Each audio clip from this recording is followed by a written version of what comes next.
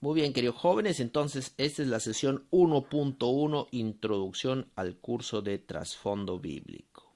Esta es la introducción al curso de trasfondo bíblico.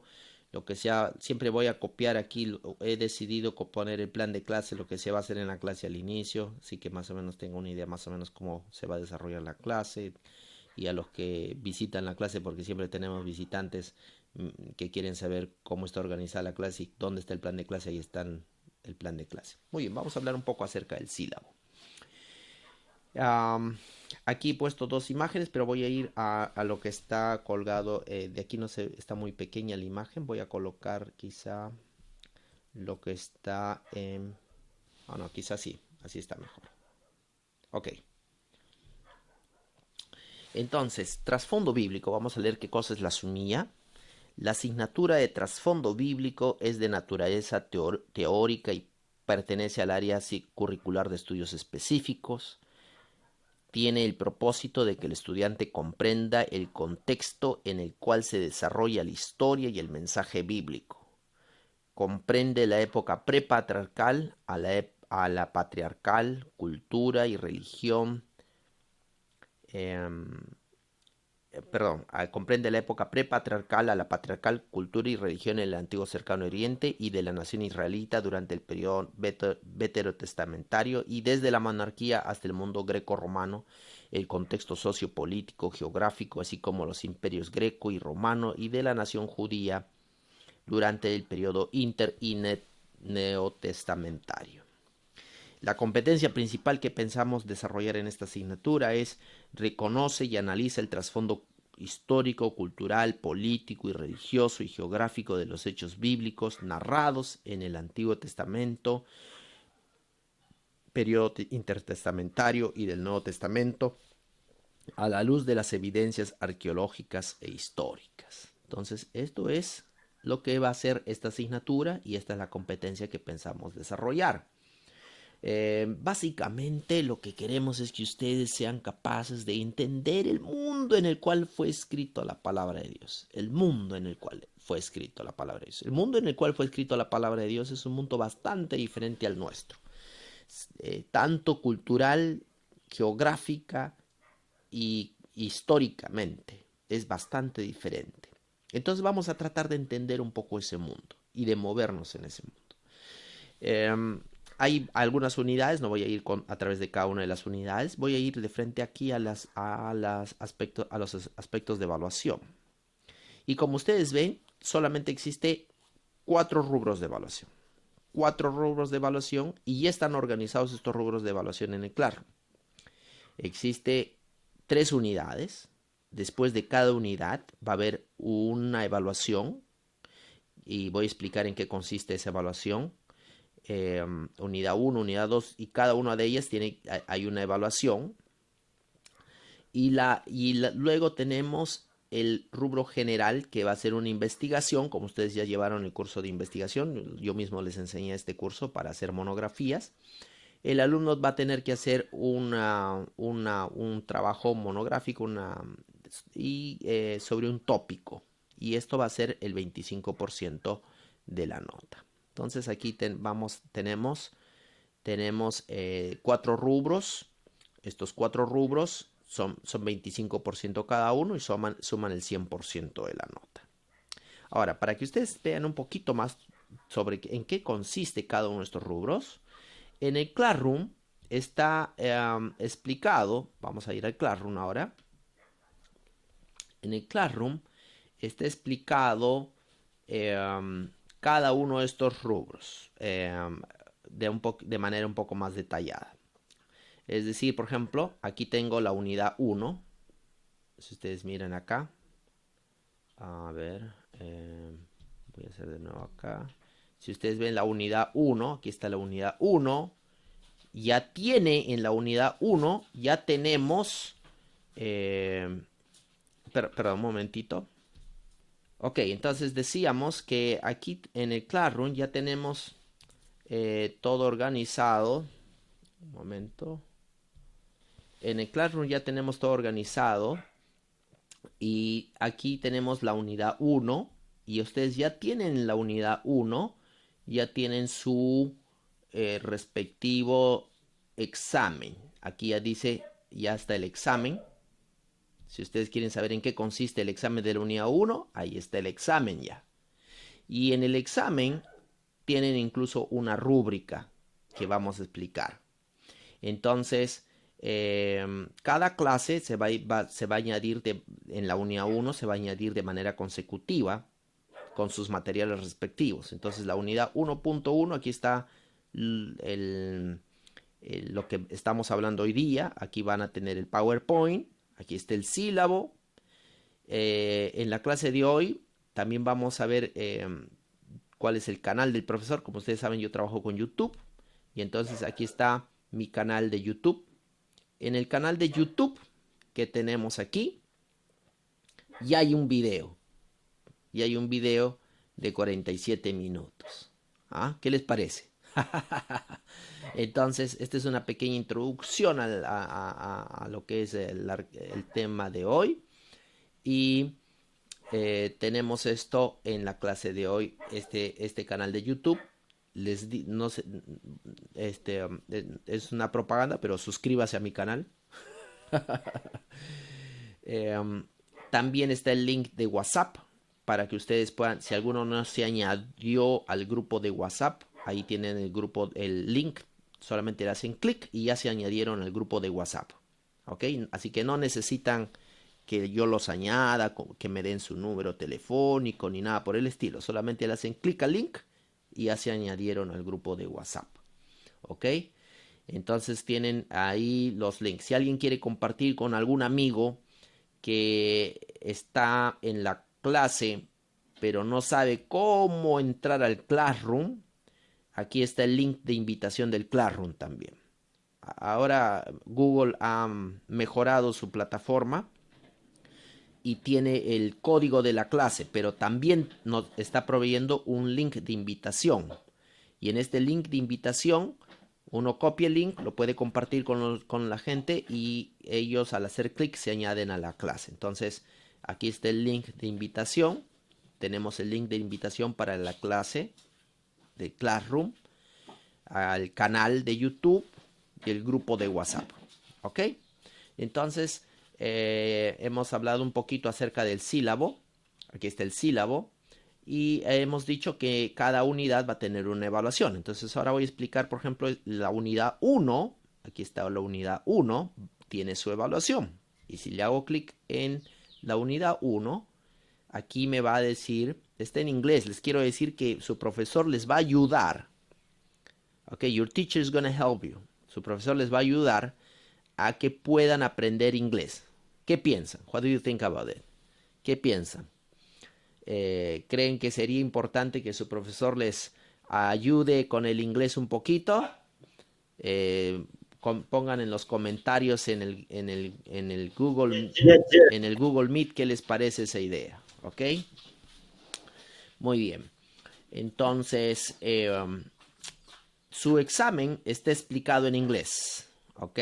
Así que algunas veces voy a hablar en inglés. A partir del segundo ciclo en adelante, he decidido, siempre ha hecho eso. El año pasado también en el grupo que hemos tenido, del segundo ciclo en adelante, hemos tenido algunas sesiones en inglés, un poco en inglés, no todo completamente, pero un poquito en inglés, como para que nuestro oído se vaya afinando, ¿ok? Entonces, your test is in English. Su examen está en inglés.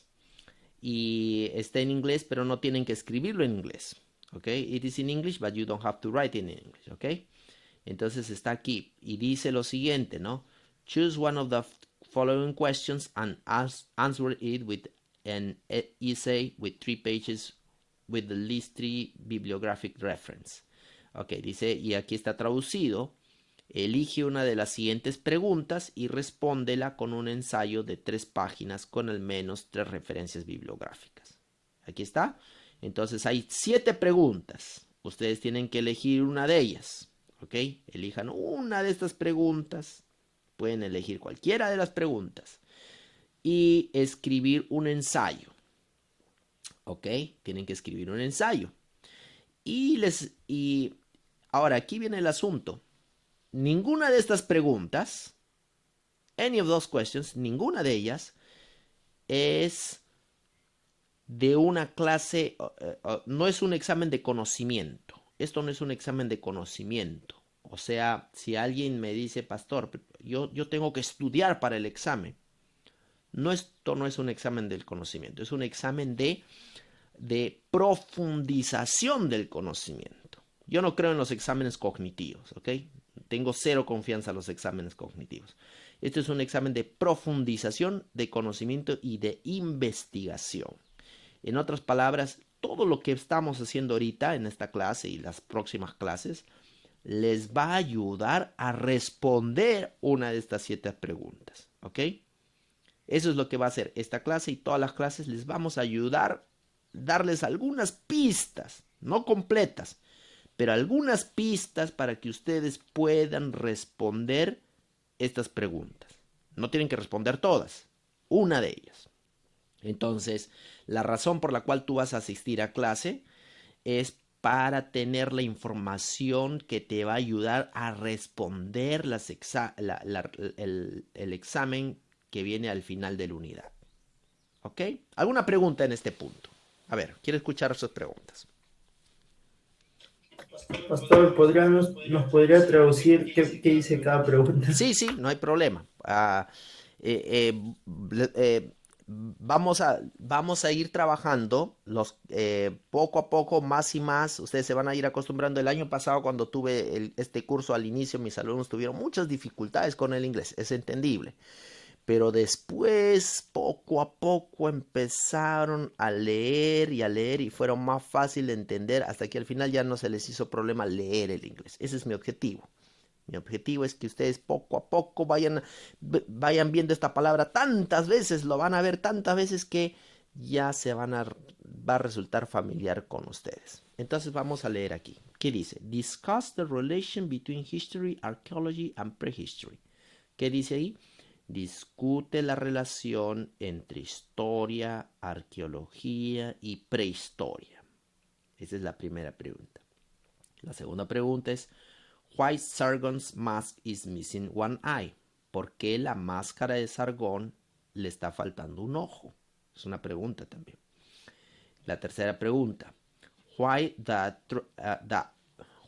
Atrahasis epic is similar to the biblical flood? ¿Por qué la epopeya de Atrahasis es similar al diluvio bíblico? La cuarta pregunta es, describe the main contributions of Austin Henry Layard to biblical archaeology. Describe las principales contribuciones de Layard a la arqueología bíblica. La quinta pregunta es, how to explain the Neolithic period from a biblical perspective. ¿Cómo explicar el periodo neolítico desde una perspectiva bíblica? La sexta pregunta es, explain the socio-political situation of Egypt during the time of its first pharaoh Narmer. Explica la situación sociopolítica de Egipto durante el tiempo de su primer faraón Narmer. Y la última pregunta es, what are the differences and similarities between the Jubilee and the laws of the ancient Near East? ¿Cuáles son las diferencias y similitudes entre el jubileo y las leyes del antiguo cercano oriente? ¿Ok? Entonces aquí vemos 7 preguntas. Pueden elegir la que les guste, la que se sienta más confortable, pero tienen que responderlas. ¿Alguna otra pregunta?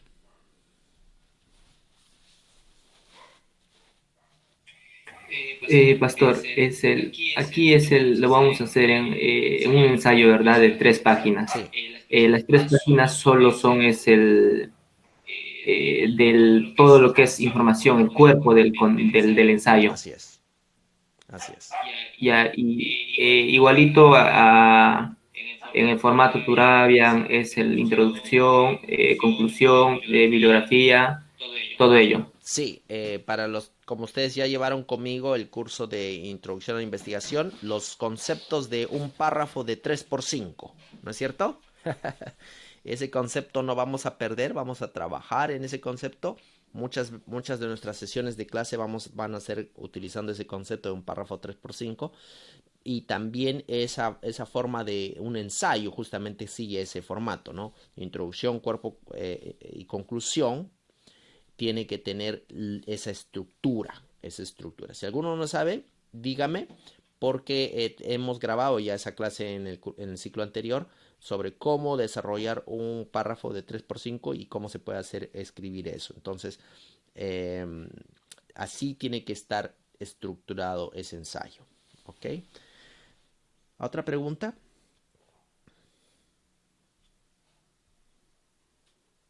Quizá para responder esa pregunta un poco más ampliamente, tenemos aquí una rúbrica. Si ustedes miran en el Classroom, aquí existe una rúbrica.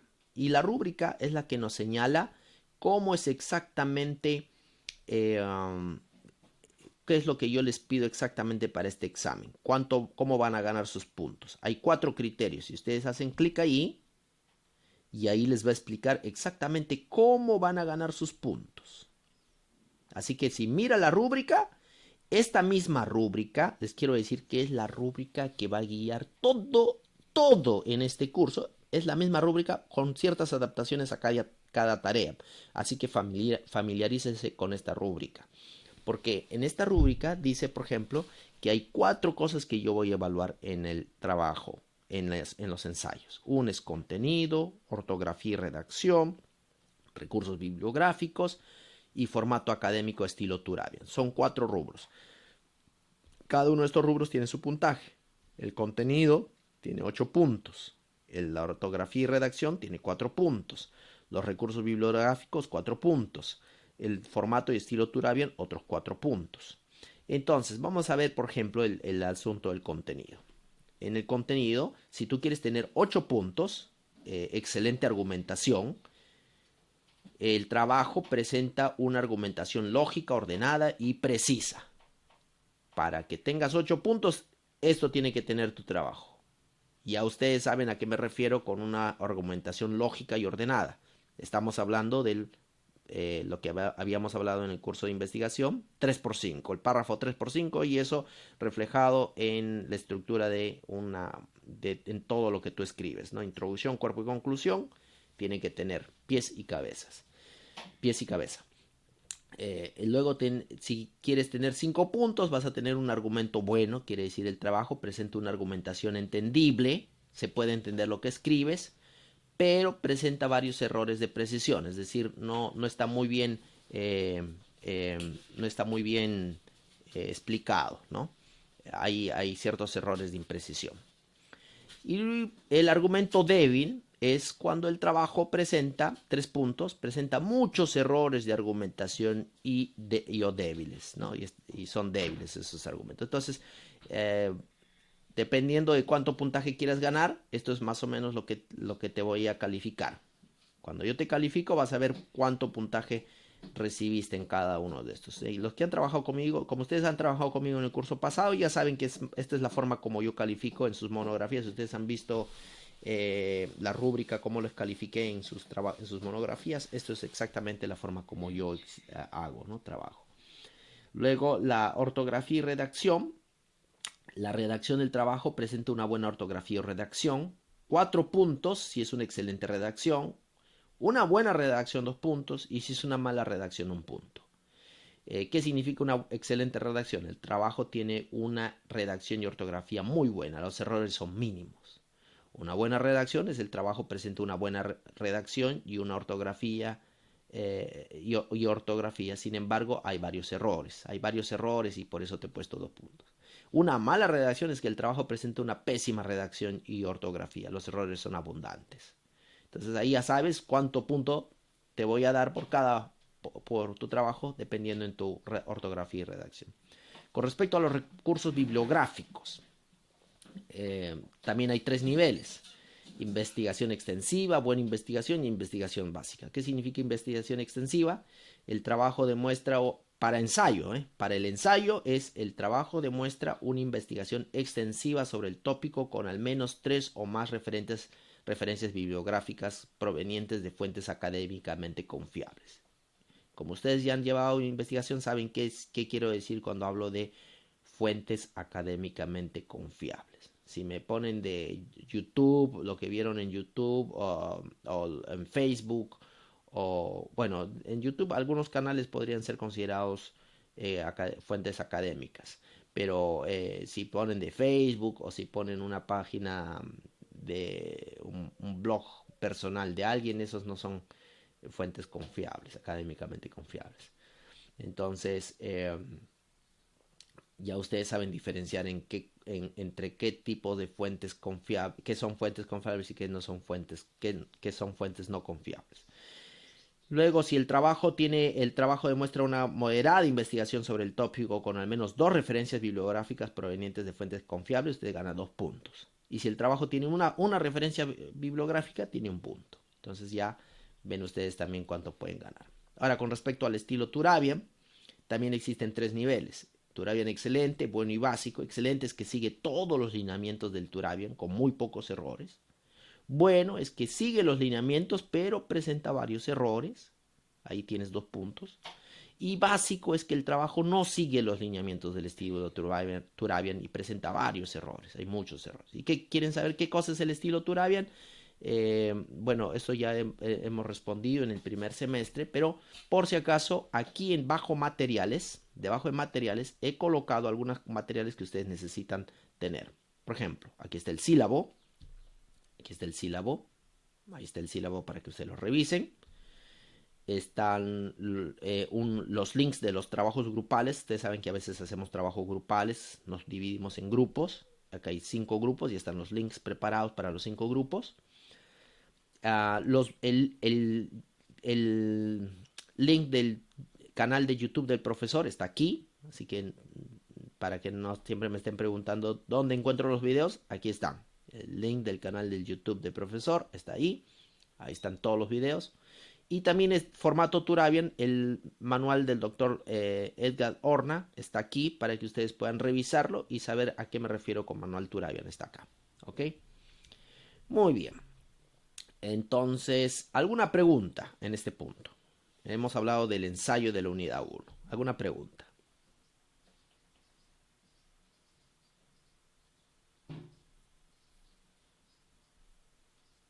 Pastor, una Sí. pregunta. También se va a hacer uso del Uniche que en caso que se encuentre quizá varias bibliografías copiadas, se tome como plagio. Sí, gracias por hablar de eso. No he colocado eso en la rúbrica, pero eso ya es eso es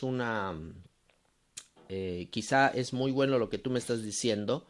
Explicarlo un poquito acá sería bueno que, gracias por decir, esto es importantísimo. Su trabajo no está dentro de la rúbrica, pero si el trabajo tiene problemas de plagio, aquí yo puse chequear plagiarismo en Google, pero si el trabajo tiene problemas de plagiarismo, el trabajo va a ser rechazado. Entonces aquí voy a explicar esto aquí. If your work, if your work has problems with plagiarism,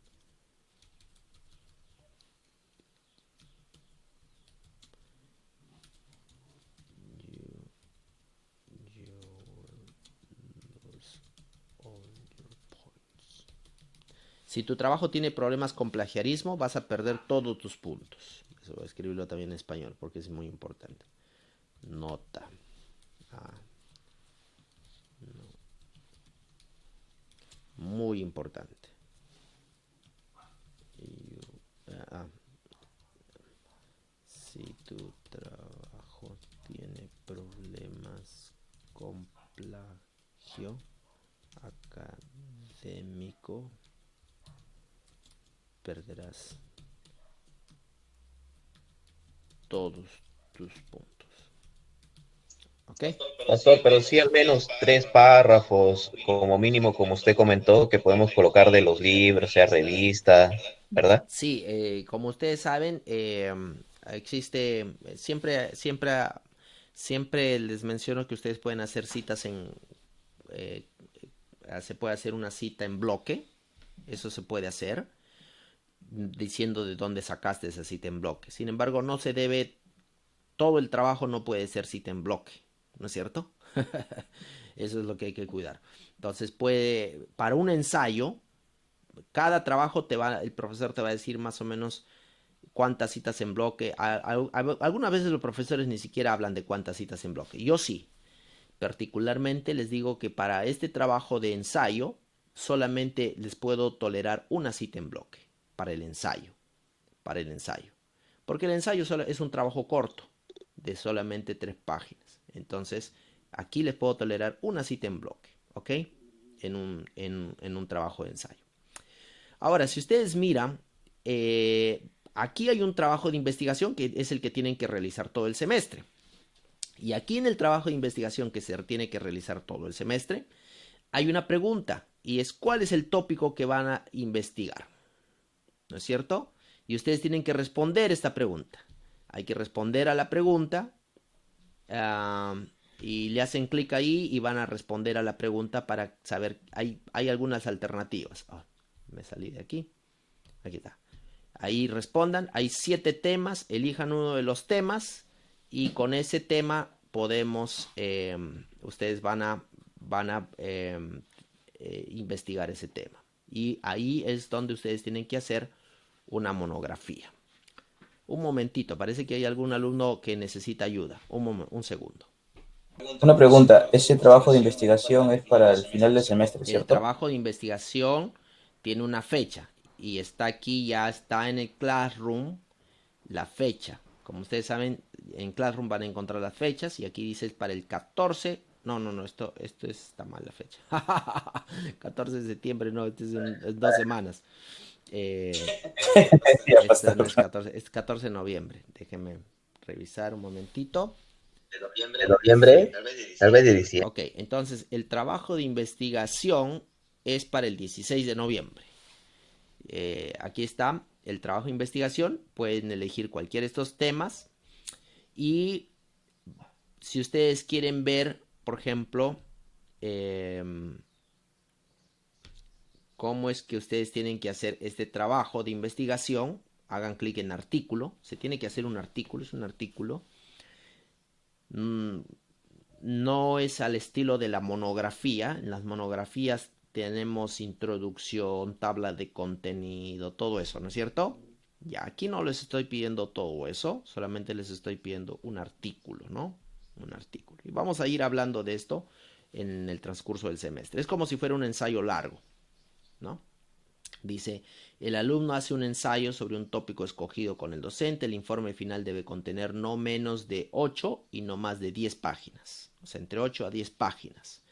El trabajo debe ser redactado siguiendo el formato de estilo Turabian. Se evaluará los siguientes ítems: contenido, recursos bibliográficos, ortografía, formato y formato. O sea, es la misma rúbrica pero adaptada al artículo. Entonces, por ejemplo, si ustedes hacen clic a la rúbrica, se van a dar cuenta de que presenta las mismas cosas que estaba para el ensayo. Así que no estamos cambiando. Ustedes se va a familiarizar. Es la misma evaluación. Su profesor la misma porque estamos buscando el mismo resultado con ustedes, la misma evaluación.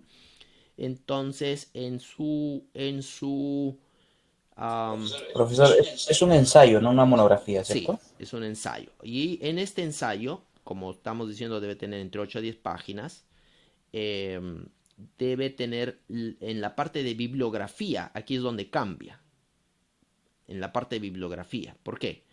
Porque el trabajo debe tener, dice, si quieres tener excelente, el trabajo debe tener al menos 20 o más referencias bibliográficas. Si quieres tener excelente. Si quieres que sea bueno, debe ser entre 10 a 19 referencias bibliográficas. Si es básico, entre 5 a 9 referencias bibliográficas. Entonces depende de ti cuántos puntajes quieres obtener en recursos bibliográficos. Pero es el mismo estilo, es la misma rúbrica. El resto es lo mismo. Solo eso cambia. ¿Ok? Entonces ahí ya pueden, ustedes desde ahora, no deje dormir esto. Desde hoy usted ya puede empezar a trabajar ya con su examen de la unidad 1 y con su trabajo bibliográfico del artículo. Ya estas dos cosas están ahí con la información que ustedes necesitan, cómo van a ser evaluados, de tal manera que ya puede empezar a trabajar desde hoy. ¿Qué les parece? ¿Así es? ¿Alguna otra pregunta?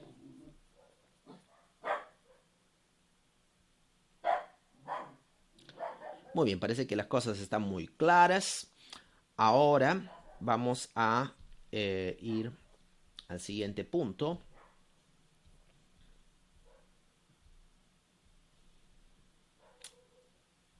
Ok, hemos hablado un poco sobre esto. Ajá. Ahora viene el tema del video. Perfecto. Y luego vamos a hacer un poquito el debate y llegamos. Entonces, ahora lo que vamos a hacer es lo siguiente. Todos tenemos el canal de YouTube. Vamos a ver, vamos a terminar esta parte de la sesión. Ok, vamos a terminar. Vamos a tener un break. Como esto es una sesión de 3 horas seguidas, queremos dar un break también respectivo a ustedes, 5 minutos de break. Entonces, después de esos 5 minutos, van a ver el video en el canal de YouTube. Aquí está el video respectivo. A ver, vamos a ver acá. Está debajo de, en la misma unidad 1, introducción a clase. Aquí está el link del canal de YouTube. Entonces ahí van a ir al canal. Van a ver este video. El video dura 47 minutos. Es el video que nosotros hemos grabado para esta clase. En realidad este video lo grabé desde mucho antes, pero lo vamos a utilizar en esta clase. Y vamos a ver el video y después vamos a hacer una discusión. ¿Ok?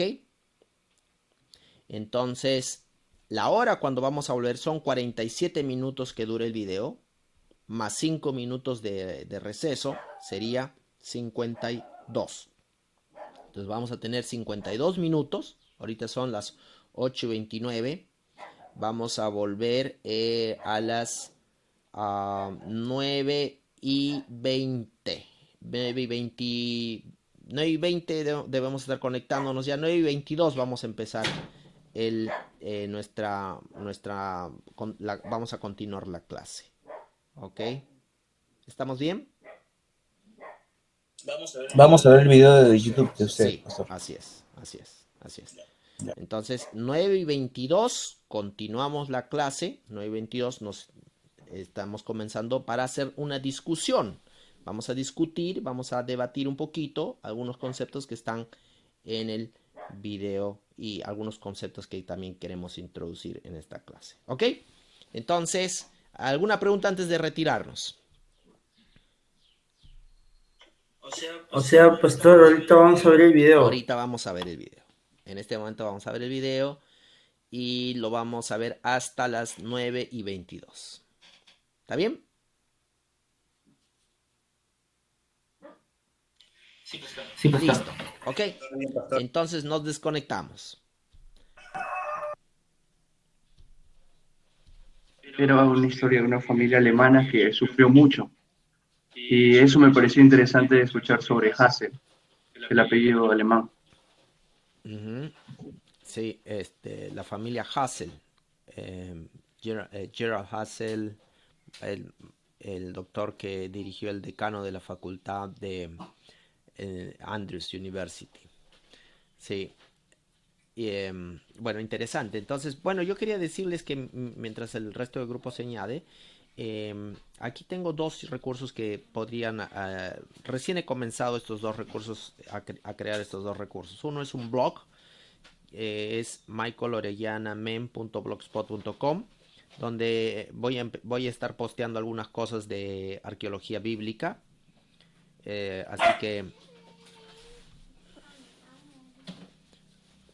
Así que ahí van a encontrar información nueva, refrescante, del último día, nuevos posts acerca de arqueología bíblica que estoy tratando de introducir. El otro es este recurso, es mi página web que es michaelorellana.com, donde coloco alguna información también relacionada a arqueología bíblica, ¿no? Entonces, quizá ahí son 2 recursos que pueden ser de importancia para lo que ustedes están haciendo. Hay muchos otros recursos, pero esos son 2. Muy bien, ahora vamos a ir a conversar un poquito acerca de la Biblia como historia. Después de haber visto el video, quiero preguntarles lo siguiente. Ya hemos visto también este concepto entre minimalista y maximalista. ¿Qué cosa es el minimalista? ¿Cómo entienden ustedes el concepto minimalista? Lo que mencionó era que era como que leamos la Biblia como ficción, no como algo verdadero. ¿Ok? Es, A menos que se compruebe con la ciencia, ¿no? Ah, claro, eso sí también. ¿cuál es el punto maximalista? Que la Biblia es correcta, si es que la ciencia o la arqueología lo La comprueba. Biblia, ajá. Ok. Ahora, ¿son estos dos puntos, digamos, eh, ¿hay alguno de ellos que está en lo correcto? Un poco el maximalista. No, Ambos tienen errores. Ninguno, profesor. me dijo que son extremos y nada es extremo, pues hay un punto medio. Estos dos puntos son puntos extremos que ninguno de ellos está en lo correcto.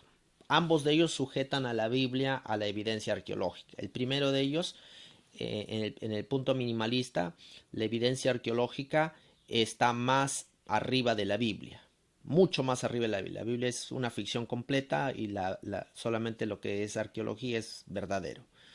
En el punto maximalista dice, sigue colocando la ciencia encima de la Biblia. Pareciera que coloca la Biblia encima de la ciencia, pero no es así. Sigue colocando la ciencia encima de la Biblia, diciendo que la Biblia es correcta, a menos que los arqueólogos prueben lo contrario. El día que los arqueólogos comprueben lo contrario, entonces ahí la Biblia está equivocada, ¿no? En ese aspecto tiene un punto de vista que no concilia con el concepto de ciencia desde un punto de vista cristiano, ¿no? Ahora, bueno, depende de qué cristianos, porque también hay cristianos que son evolucionistas, ¿no? Hay cristianos que son evolucionistas y no tienen la Biblia en consideración, ¿no? No la consideran como un libro inspirado por Dios. Ese es el asunto. Entonces, nosotros consideramos que la Biblia es un documento histórico. Entonces, desde un punto de vista adventista, nosotros consideramos que la Biblia es un documento histórico, eh, históricamente confiable, pero no es un documento histórico, pero es un documento históricamente confiable. Quizá ahí existe una diferencia entre justo cuando hablamos de la Biblia como historia, ¿no? Existe la diferencia entre la historia y la historia como algo que ocurrió y el estudio de la historia como una disciplina, ¿no? Entonces, la historia, nosotros hacemos historia. Hoy día te levantaste en la mañana, te fuiste al espejo, te lavaste la cara, te peinaste, eso forma parte de tu historia. Es una historia personal, pero es tu historia, sigue siendo historia. Ahora, la disciplina histórica, ¿no?, es la disciplina que se dedica a estudiar la historia, y esta disciplina tiene algunas ciencias auxiliares. Aquí vemos algunas de estas ciencias auxiliares para reconstruir la historia. Vamos a tratar de reconstruir la historia. Porque son eventos pasados, tenemos que reconstruirlos. ¿Cómo reconstruimos la historia? Entonces aquí es interesante que cuando tú colocas en Google la palabra ciencias auxiliares de la historia, cuando colocas esas palabras claves en Google, vas a encontrar muchos gráficos y muchos resúmenes que hablan acerca de cuáles son estas ciencias auxiliares que te ayudan a reconstruir la historia, porque hay que reconstruirla, ¿no es cierto? Y vas a encontrar que es interesante que difieren entre ellos, ¿no? Por ejemplo, mira aquí en el primer gráfico, en la parte de arriba, vamos a ver, en este primer Doctor, gráfico. puede ver su presentación, disculpe. ¿No está saliendo? Ok, discúlpeme, pensé que estaba saliendo. Ahorita va a salir. Ok, entonces decíamos que cuando uno busca en Google la palabra historia, entonces va a encontrar varios tipos de resúmenes de cuáles son estas ciencias auxiliares de la historia, cuáles son las ciencias auxiliares de la historia. Y, por ejemplo, uno ve este gráfico, ¿no? Muchos gráficos, yo solamente he puesto algunos de estos aquí. Uno ve que en este de arriba hay las ciencias auxiliares de la historia, es la paleontología, la antropología, la cronología, la geografía, epigrafía, paleografía, etnografía, lingüística, numismática, genealogía, diplomática, ¿ok? Vamos a ver, voy a hacer un pequeño resumen de algunos de ellos. Paleontología es la ciencia que se dedica a estudiar los fósiles. ¿Ok? Es la ciencia que se dedica a estudiar los fósiles. Por ejemplo, es un fósil de dinosaurio o de ballena. Aquí en la universidad tenemos un fósil de ballena. Estos son objetos del estudio de la paleontología. La antropología es la ciencia que se dedica a estudiar al ser humano, ¿no? Al ser humano. Y hay muchas, esta es una ciencia muy interesante, la antropología. Todas las ciencias son bastante interesantes. La arqueología pertenece en algunas clasificaciones a la antropología. Al menos en Estados Unidos la arqueología está debajo de antropología. ¿Ok? Cronología, el estudio de los tiempos, las fechas. La geografía, obviamente ya ustedes saben qué es eso. Epigrafía, los documentos, los escritos antiguos. Perdón, la paleografía es el estudio de los escritos antiguos. La nomística es el estudio de las monedas antiguas. La etnografía es el estudio de las etnias. Por ejemplo, los achaninca, los chipivos aquí en el Perú, los quechuas, los aymara. Todos estos son etnias, ¿no? Entonces, el estudio de las etnias, el estudio de la lengua.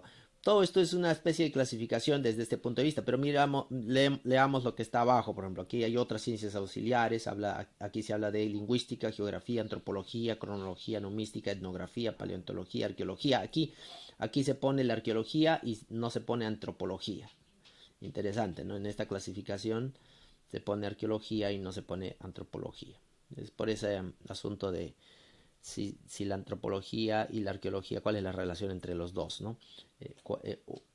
Es que la arqueología es una subciencia de la antropología o al revés o cuál. Entonces es una discusión interesante. Luego tenemos aquí en este gráfico a la derecha,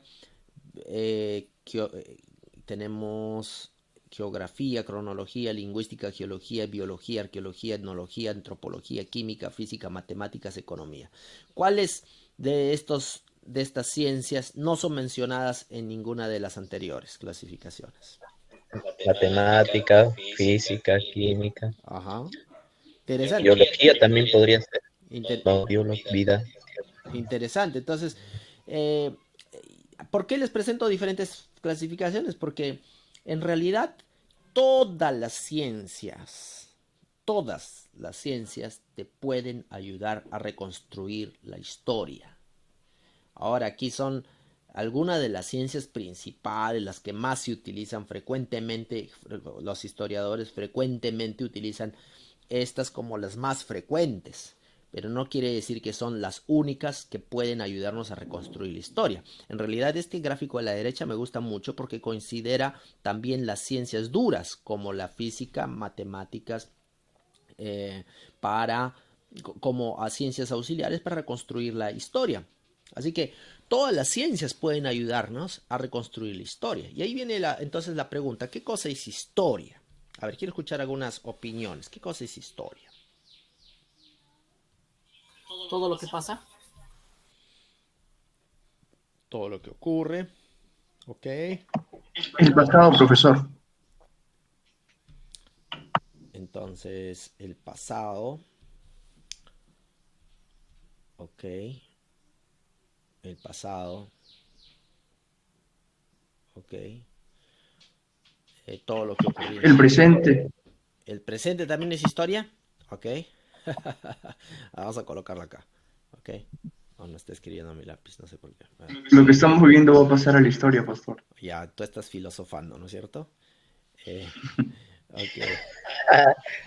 Ok. Sí, efectivamente. Esa es una buena pregunta que los griegos habían siempre han discutido en realidad ellos ya de esto.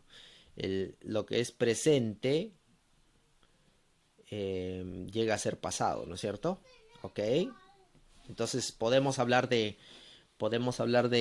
que estamos viviendo en la historia, ¿no es cierto? ¿Podemos decir eso? Sí. Podemos decir, hoy es un día histórico, claro. Estamos haciendo historia. Podemos decir eso. Porque en nuestro presente efectivamente llega a formar parte del pasado. Entonces, estamos haciendo historia. Muy bien. Ahora, lo interesante es que vamos a dibujar. Yo utilizo la metáfora de la línea para explicar qué cosa es historia. ¿Ok?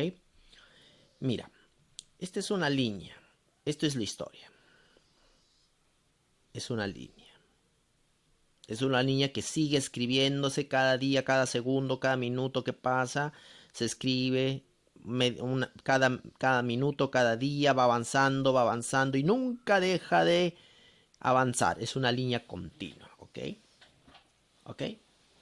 Ahora, tú vives en este momento, tú estás aquí, en este momento. Y tú quieres estudiar lo que pasó, lo que fue antes. Lo que sucede con la historia es que la historia no deja de moverse, es una línea. El problema es que la historia deja huellas, siempre deja huellas. Solo que estas huellas son más difíciles de seguir conforme el tiempo pasa. Entonces aquí utilizo otra metáfora para explicar eso. Y es la metáfora de las huellas de una persona en la arena. Tú caminas en la arena y dejas huellas. Y a medida que dejas estas huellas, las huellas que tú dejas en este momento son más visibles, ¿no es cierto? Porque recién las acabas de dejar. Pero a medida que vamos pasando, vamos yendo atrás en el tiempo, esas huellas son cada vez más borrosas, más difíciles de distinguir. Y llega un momento en donde prácticamente parecieran huellas completamente borradas. Ya no hay forma de distinguir ya dónde están las huellas, ¿no? Entonces, esto es lo que pasa generalmente con la historia. La historia avanza, deja huellas, pero el ser humano no puede trazar las huellas indefinidamente. Llega un momento en donde estas huellas son difíciles de trazar. Entonces, cuando hablamos del historiador, digamos que tú eres un historiador, yo soy un historiador, yo quiero saber lo que ocurrió, ¿no es cierto? Yo quiero saber lo que ocurrió en el pasado. ¿Y qué cosa es lo que hago?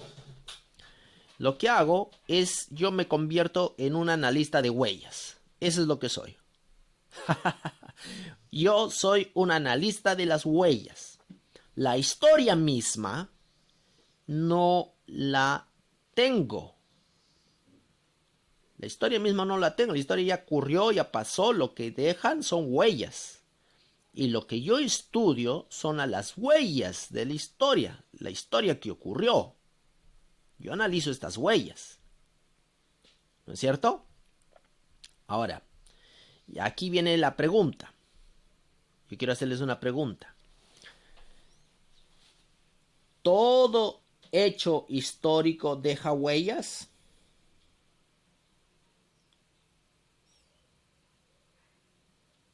¿Sí o no?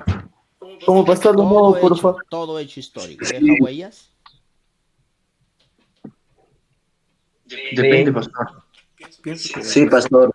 es relevante, algo que pueda impactar mucho en la sociedad. Okay. No siempre, El pero reinado. yo creo que sí puedo dejar, pero Hasta el mismo acueducto. Ok. Por ejemplo, hoy día tú comiste, vamos a suponer, comiste tu quinoa con tu pan con mantequilla. Eso es una historia en tu vida, es un día histórico en tu vida. El primer día de las clases del segundo semestre del año 2020. Ese hecho histórico en tu vida, ¿dejó huellas? No, no deja no. huellas. No. Bueno, quiero decirles que sí deja huellas. Pero esas huellas son menos profundas. Hay huellas más profundas que otras. Porque si tú traes un agente del FBI a tu casa y va a ver con su microscopio que dejaste algunas migajas de pan en la mesa.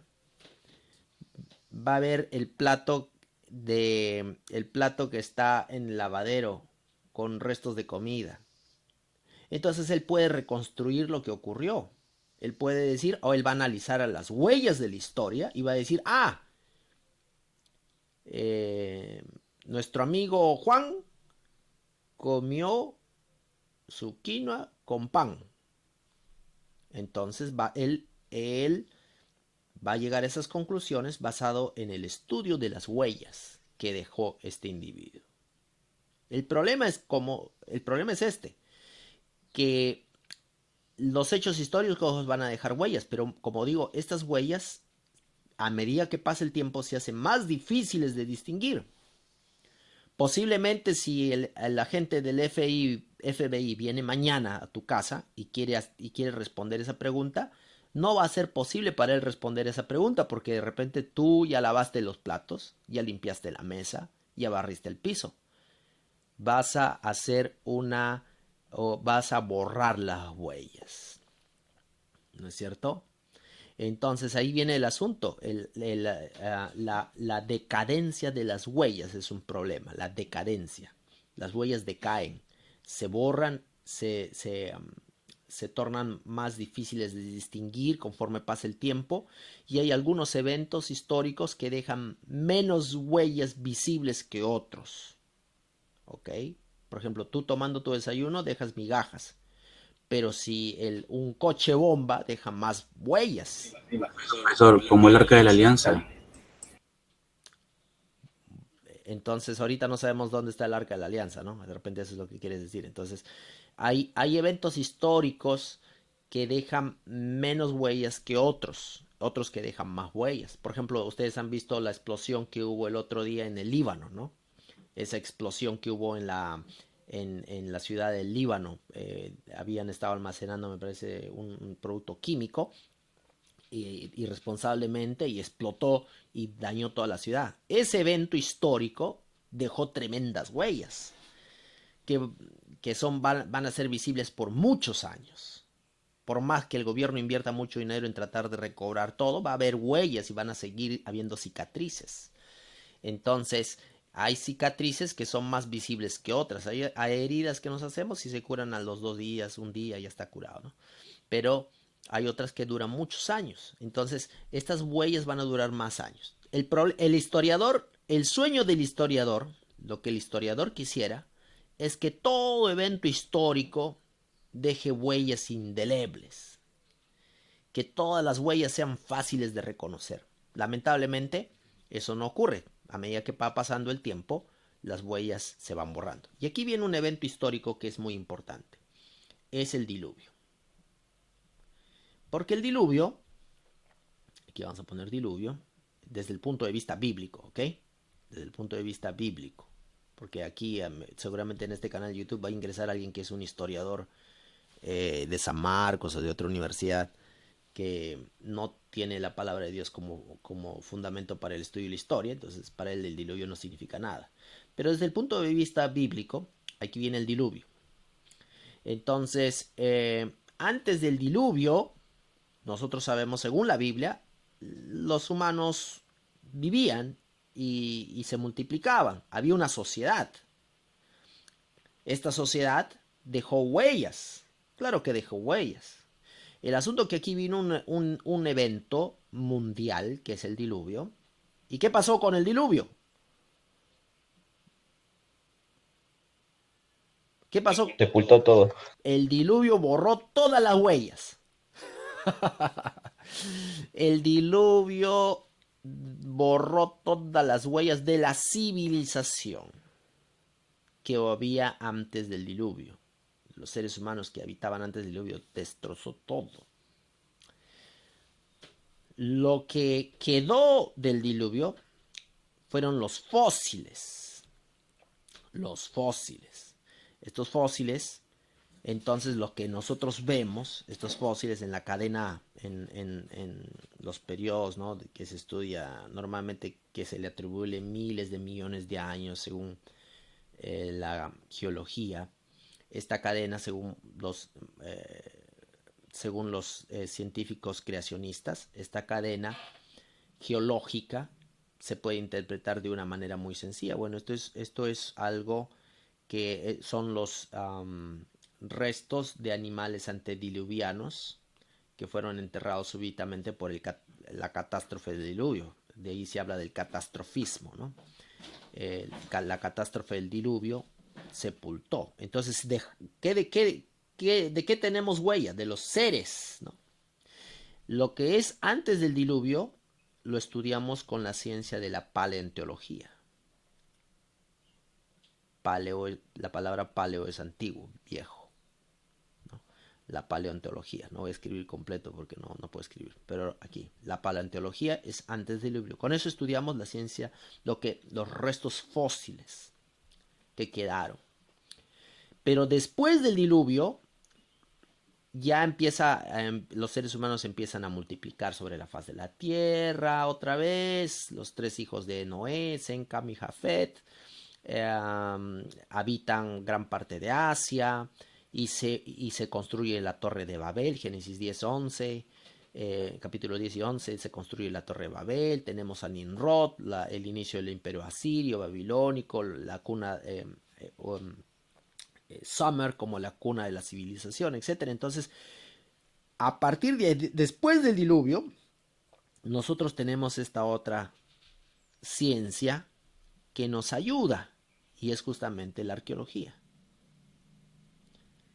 La arqueología. Dentro de muchas, ¿no? Hay muchas otras que también nos van a ayudar a reconstruir la historia. Como ya hemos visto, no es la única ciencia auxiliar que nos puede ayudar a reconstruir la historia, pero una de ellas muy importante es la arqueología. También se habla, por ejemplo, de la botánica, porque podemos estudiar las plantas que habían en este tiempo, la zoología antigua también, ¿no? Que es la paleozoología, que también podemos estudiar los animales de ese tiempo, los animales antiguos, la fauna, la flora y fauna de estos tiempos. Entonces vamos a estudiar toda esta evidencia que tenemos después del diluvio. Pero la arqueología particularmente es el estudio de los restos de la civilización. El resto de la civilización humana, de la cultura humana. Entonces, no podemos estudiar con la arqueología los eventos del diluvio. Alguien me preguntó la otra vez, pastor, ¿cómo se puede comprobar con la arqueología que existieron antediluvianos? Y la respuesta ya la saben, no se puede, es imposible. ¿Por qué es imposible? Díganme ustedes.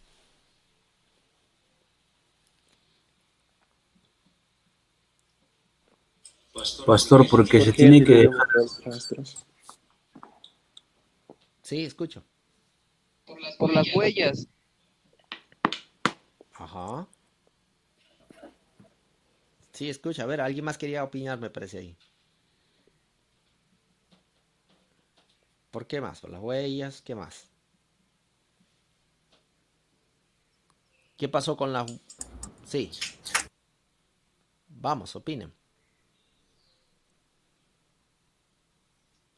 ¿Por qué no se puede estudiar con la arqueología lo que pasó antes del diluvio? Porque el diluvio, como usted mencionó, que ya le borró todas las huellas y no se encontrarían objetos de tipo el video, ¿no? Como los sellos y eso para poder representarlos. Exacto. Entonces el diluvio borró la civilización, eliminó la civilización, la cultura humana fue barrida de la faz de la tierra. Entonces lo único que vamos a tener después del diluvio son restos que de eventos que ocurrieron después de todo lo que está escrito en Génesis capítulo 7 al 9, ¿no? Entonces no vamos a tener restos anteriores al diluvio. El único resto que podría ser, si es que algún día se encuentra, que podría vincular estos dos momentos históricos, es el arca. El arca, ¿no? Con sus animalitos. El arca de Noé. Si algún día se encuentra el arca de Noé, bueno, en alguna clase vamos a hablar un poco acerca del arca de Noé, ahorita no. Pero si algún día se encuentra el arca de Noé, Entonces el Arca de Noé se encuentra entre estos dos momentos históricos porque fue construido con una civilización anterior al diluvio. Y todavía está, si estuviera presente en nuestro tiempo, sería interesante encontrarlo, pero yo tengo mis dudas por varios motivos, pero ya compartiremos eso en otro momento. Entonces, esto sería el asunto de reconstruir la historia. ¿Cómo voy a reconstruir? A la historia misma no la puedo reconstruir al 100%.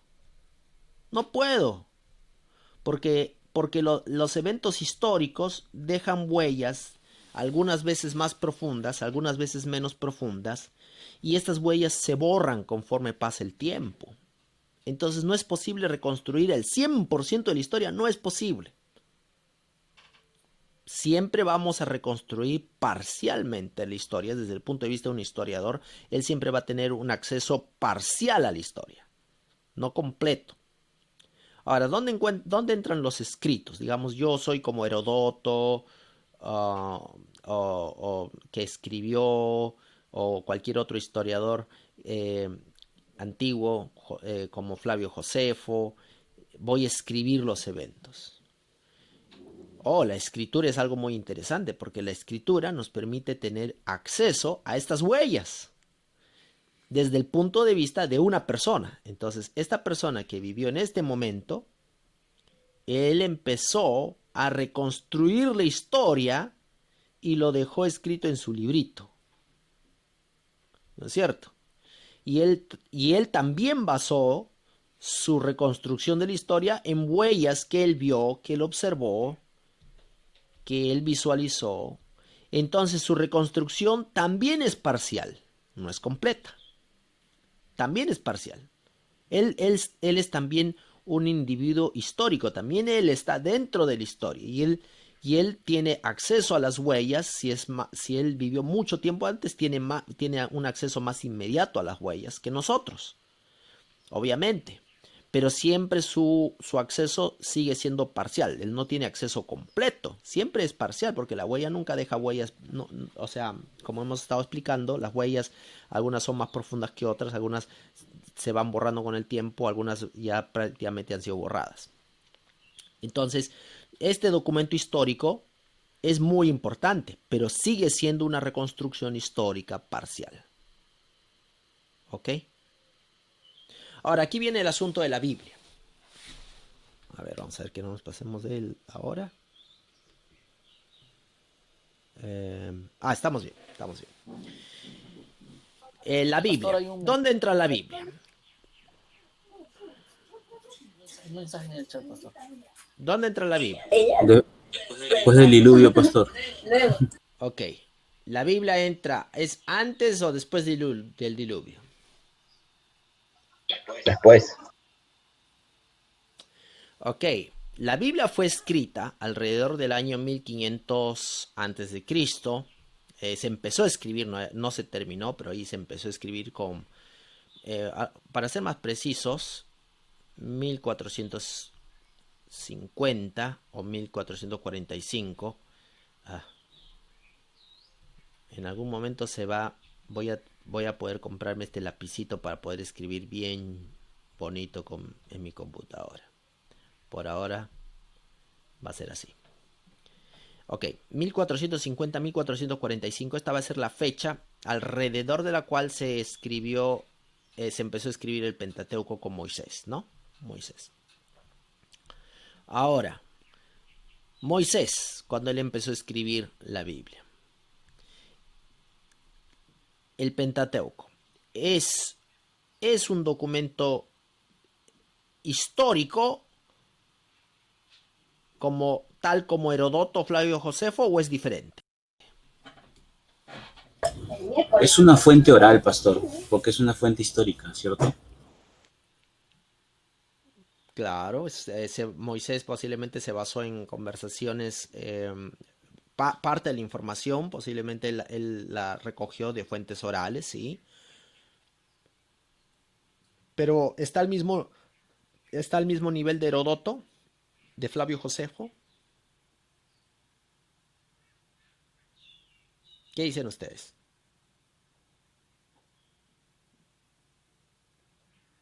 de cualquier historiador antiguo, egipcio o mesopotámico, ¿es igual? ¿Estamos al mismo nivel?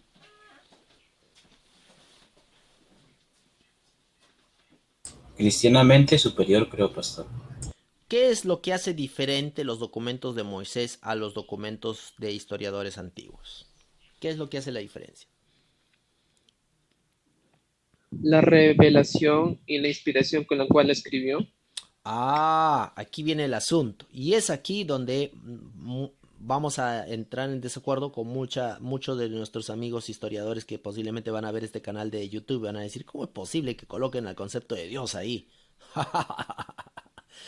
No puede ser posible. Bueno, sí, nosotros consideramos, los adventistas consideramos la palabra de Dios como un documento inspirado. Para nosotros la Biblia es un documento inspirado, fue inspirado por Dios. Entonces, como Dios inspiró la Biblia, Dios es el único que puede reconstruir la historia al 100%. ¿No es así? Estamos hablando desde el punto de vista filosófico cristiano. Es el único que tiene acceso a la historia en la línea. Nadie más, ningún otro individuo, no Herodoto, no Flavio Josefo, ningún otro individuo que vivió puede reconstruir la historia 100% porque nadie de ellos tiene acceso a todas las huellas. Hay uno que tiene acceso a todas las huellas y ese es Dios. Es ahí donde el escrito de Moisés supera a todos los otros escritos, porque su fuente, aunque Moisés pudo haber tratado de reconstruir basado en todos los documentos orales que fueron transmitidos de generación a generación, el que guió ese proceso bajo el proceso de la inspiración, Dios lo inspiró a Moisés, le reveló muchas cosas que el mismo Moisés posiblemente ni sabía. Entonces fue guiado por el Espíritu Santo e incluyó en el Pentateuco eventos a los cuales el mismo Moisés tal vez nunca habrá escuchado. Y que algunos de esos eventos son incluso antediluvianos, porque estamos desde Génesis 1 hasta el Génesis 6. Todos estos son eventos antediluvianos. Entonces, tenemos eventos de Génesis del 1 al 6 que son antediluvianos. Entonces, por lo tanto, los escritos de la Biblia son diferentes a los escritos de cualquier otro historiador. Estamos hablando desde un punto de vista de la filosofía cristiana, ¿ok? Filosofía cristiana. Seguramente si un historiador aquí lee esto y dice, no, ¿cómo es posible? La Biblia es igual que cualquier otro documento, es igual que un libro de matemática. No, para los cristianos es un documento diferente. Está dirigido, ha sido inspirado por Dios y ahí viene la diferencia. Entonces, esta es la explicación de la relación entre historia y la Biblia. La Biblia como un documento histórico. Dios es el que revela, inspira, y debido a eso es que el profeta escribe sobre eventos históricos. Por lo tanto, la Biblia es históricamente confiable. Ahora, aquí viene el asunto. La pregunta ¿es la Biblia un documento histórico? ¿Sí o no? Sí. Sí, pastor. Sí es un documento histórico, ¿ok? A ver, ¿qué dice el resto? Sí, sí. Obvio que sí. Ya. Sí, pastor. Bueno, aquí quiero decirles que la respuesta no es tan fácil. Me gustaría decir que la respuesta es un rotundo sí. Sí, por una parte. Y les voy a decir cuál es la parte que es sí. La Biblia es un documento histórico en el sentido de que sí contiene hechos que ocurrieron, porque Dios es la fuente de la revelación y ocurrieron. Sí es histórico en el sentido de que también forma parte de la historia. Tenemos los rollos del Mar Muerto, que fueron descubiertos en el año alrededor del 1940 y tantos, pero que datan los mismos rollos son del siglo 2 o 3 antes de Cristo. Entonces, forma parte de la historia, así que en ese sentido la Biblia también es histórica. Pero ¿cuál es la parte que no? No es un documento histórico en el sentido de que no es un documento al mismo nivel de Herodoto y Flavio Josefo, que ellos intentaron reconstruir la historia. desde un punto de vista humano. O sea, ahí viene el asunto. El historiador lo que hace es tratar de reconstruir la historia desde su punto de vista humano. Él es un ser humano que trata de reconstruir. Por lo tanto, su reconstrucción de la historia va a ser siempre parcial, va a ser limitada, no va a ser total. Entonces, en ese sentido, no es un documento totalmente histórico porque siempre no es en este sentido de la historia, porque hay que también entender, ¿no? en qué sentido estamos hablando. Pero desde el punto de vista de un historiador que reconstruye la historia, que él reconstruye la historia basado en sus fuentes, ¿no es cierto? No es como uno de estos documentos. No es como Flavio Josefo, no es como Herodoto, no es como cualquiera de estos. Sí es historia en el sentido de que sí contiene eventos históricos que ocurrieron y que pasaron y que son fidedignos y que fueron inspirados por Dios. Sabemos que fueron inspirados por Dios, por lo tanto sí, pero no están al mismo nivel que estos documentos. Es más, está encima de ellos, está arriba de ellos, está en otro nivel. ¿Se entiende?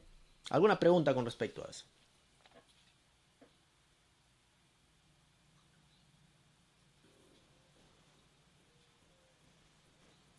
Pastor, tengo una pregunta. Sí. Entonces, como decimos, ¿no? Que con el pasar del tiempo las pruebas o los restos del pasado se van perdiendo y nos hace casi imposible poder demostrar con veracidad lo que ocurrió en el pasado. Diríamos entonces que la Biblia no es 100% empírica. ¿Puedes reformular tu pregunta un poquito? Quizá entiendo tu pregunta, pero quizá hay un ángulo en tu pregunta que me gustaría captar mejor. ¿Puedes reformularlo, por favor? Sí, pastor. Mira, como usted dijo, ¿no? Con el pasar del tiempo, algunas evidencias del pasado, de algunos eventos, se borran con el tiempo. Entonces, diríamos entonces de que la Biblia no es 100% empírica, ya que no se puede demostrar con veracidad algunos eventos que ocurrieron en el pasado. Ah, ok. Gracias. Muy bien. Entonces estábamos diciendo que la historia no deja siempre, no todos los eventos históricos podemos reconstruirlos al 100% porque nos basamos en las huellas que la historia deja.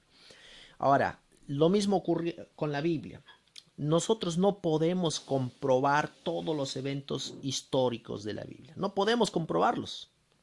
No los podemos comprobar. No podemos porque no tenemos acceso a estas huellas. Vamos a suponer algunos ejemplos. Me preguntaron una vez cuando estaban dando una de estas charlas: Pastor, ¿usted encontró la piedra, por ejemplo, o se encontró, no usted, pero los arqueólogos encontraron la piedra con la cual se mató a Goliat de David? Me gustaría tener esta pieza de la información. Me gustaría haber encontrado, y que algún arqueólogo haya encontrado, esta huella de este evento histórico que es muy famoso en la Biblia, ¿no? Un evento que es muy conocido en la Biblia, la batalla, la guerra entre los israelitas y los filisteos, y en el cual el joven David venció al gigante Goliat. Me gustaría encontrar esa piedra. Sería interesante encontrar la piedra, pero no tenemos la piedra. Entonces, debido a que no tenemos la piedra, ahora no tenemos la piedra, entonces el evento histórico nunca ocurrió. Nunca ocurrió entre una batalla entre David y Goliat. No podemos llegar a esa conclusión. ¿Por qué? Porque la ausencia de la evidencia no es una evidencia de que no ocurrió un evento. ¿Ok? Entonces, estoy parafraseando un pensamiento de Wright, el profesor Wright. Entonces, la ausencia de la evidencia no quiere decir que ese evento jamás ocurrió, porque no tenemos acceso a todas las huellas. Entonces, muchas de las historias bíblicas jamás van a poder ser comprobadas arqueológicamente. Voy a poner otro ejemplo. El asunto de las bodas de Caná. Jesús convierte el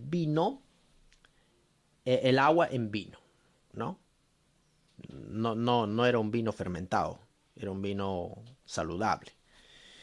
Entonces, él convierte el agua en vino.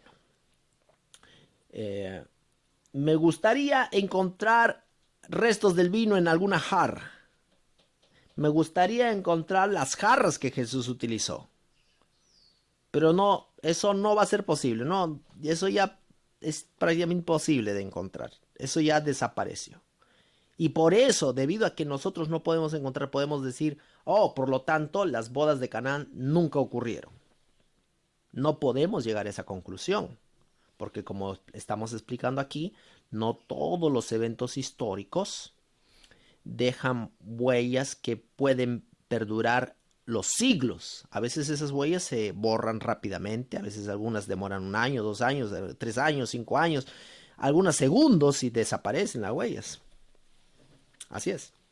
Muy bien, espero que eso haya respondido un poco a tu pregunta. Gracias, pastor. Otra pregunta.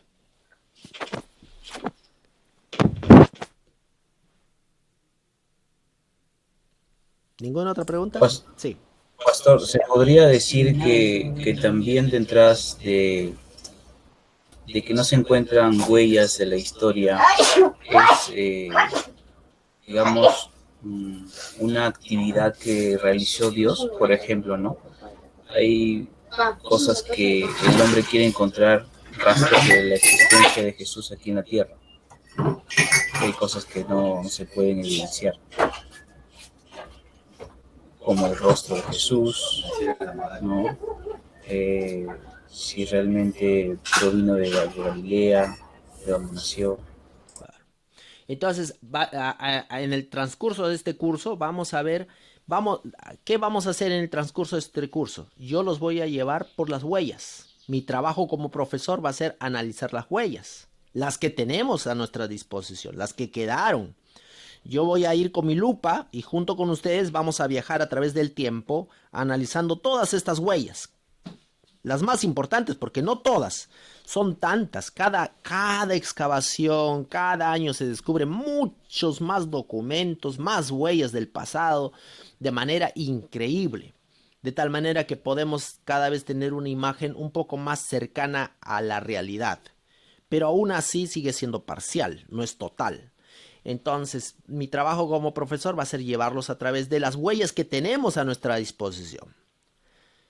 Lo cual significa que hay muchos eventos históricos narrados por la Biblia que nunca van a poder ser comprobados de manera arqueológica, porque las huellas desaparecieron.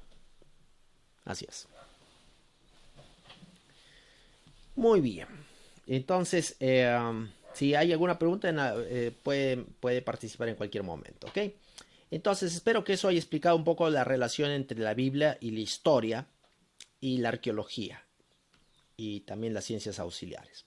Ahora, quiero llevarlos a algunos de los recursos que vamos a utilizar en esta aula, en ese afán de descubrir las huellas, ¿ok? Quiero mostrarles. Miren. Impresionante, pastor. Muy bien. Quiero mostrarles algunos recursos. Gracias a Google. Google nos ha traído el mundo digital, ¿no es cierto? Y ustedes seguramente ya conocen Google Earth. Esta es una plataforma que vamos a utilizar porque vamos a hacer visitas virtuales. Ahora estamos en un momento donde podemos viajar a través del planeta entero desde nuestra computadora, ¿no es cierto? Y vamos a hacer algunas visitas virtuales a algunos lugares. Vamos a hacer viajes virtuales con ustedes a lugares increíbles. Por ejemplo, vamos a ir en este momento, vamos a irnos un ratito. Súbanse al avión conmigo. Y vamos a viajar un ratito al Medio Oriente, a la tierra de Israel. ¿Ok? Vamos a viajar a la tierra de Israel. Esperar que cargue un poco esto. Y vamos a irnos a este lugar del... A ver, vamos a poner aquí.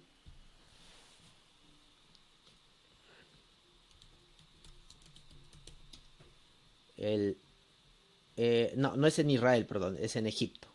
El río Nilo. Y así que vamos a viajar en este momento al río Nilo.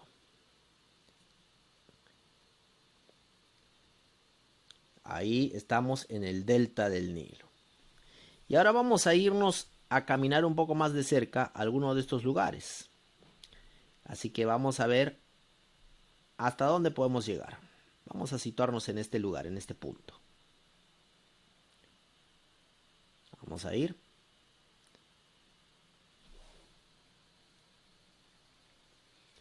Entonces,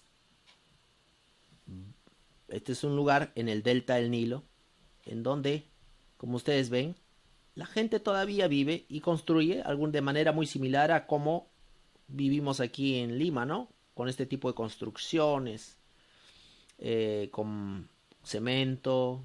Se parece mucho a la forma como construimos aquí, ¿no? Esto está a las orillas del río del delta del Nilo. Y ahora, como ustedes ven, yo quiero que vean el cultivo, los cultivos. La gente todavía se dedica a hacer cultivos aquí. ¿Por qué? Porque la tierra es muy rica, muy fértil. Y la gente cultiva aquí, y entre una de las cosas que cultiva aquí se ve que es algún tipo de grano. No sé si es trigo lo que están cultivando ahí. E incluso tenemos frutas como bananos, ¿no? Plátano, que está aquí. Lo cual nos indica que este clima es un clima semitropical, ¿no? Semitropical, bastante benigno, en el sentido de que bueno, ¿no? Para este tipo de cultivos. Entonces, vamos a ir haciendo visitas, y en alguna de las visitas que nosotros vamos a tener va a ser a lugares de mucha importancia para la arqueología bíblica, tales como el Dead Sea, el Mar Muerto. Vamos a viajar un ratito al Mar Muerto y nos vamos a situar, vamos a tomar nuestro vuelo, 2 horas de Egipto. Vamos a aterrizar ahí en Jerusalén, en el aeropuerto. ¿Cómo se llama este aeropuerto? Está cerca de Jerusalén, Al-Guram, creo que es. Y vamos a ir al Mar Muerto. Vamos a ver a qué nos vamos a situar. Ups. Vamos a ver. Vamos a situarnos aquí, en esta orilla, en la parte de Jordania. Y nos vamos a situar en esta parte de Jordania, en uno de los wadis. Este es uno de los wadis que termina en el Mar Muerto. Estos wadis son muy bonitos, en realidad. A mí me encantan los wadis. Los wadis, estos wadis desembocan en el Mar Muerto. Estos wadis desembocan en el Mar Muerto y vienen pues desde arriba, ¿no? A veces las aguas son bastante heladas en estos lugares. Entonces podemos viajar en estos lugares con ustedes. Imagínense, ya hemos hecho una visita a un wadi, no les costó nada. Así vamos a ir descubriendo lugares gracias a esta herramienta. Tenemos otras herramientas que también ustedes pueden instalar así que pueden instalar en su celular Google Earth. Pueden instalar el Google Art Sculpture. También este es otro, donde vamos a poder visitar museos, diferentes museos del mundo. Y vamos a poder ver exhibiciones. Y vamos a poder conversar acerca de esas exhibiciones. Y también vamos a visitar museos que están ofreciendo ahorita visitas online a las exhibiciones que ellos tienen. Así que prepárense. Esta va a ser una clase donde vamos a tener diferentes tipos de interacción. Por ejemplo, aquí este es una de las exhibiciones más importantes del Museo de Israel, los rollos del libro de Isaías. Y así que vamos a poder explorar mucho acerca de todo lo que estas páginas tienen para ofrecernos. Muy bien, queridos jóvenes, ha sido un placer tenerlos. Que Dios los bendiga y nos vemos en la próxima clase. Amén, pastor, excelente. Gracias.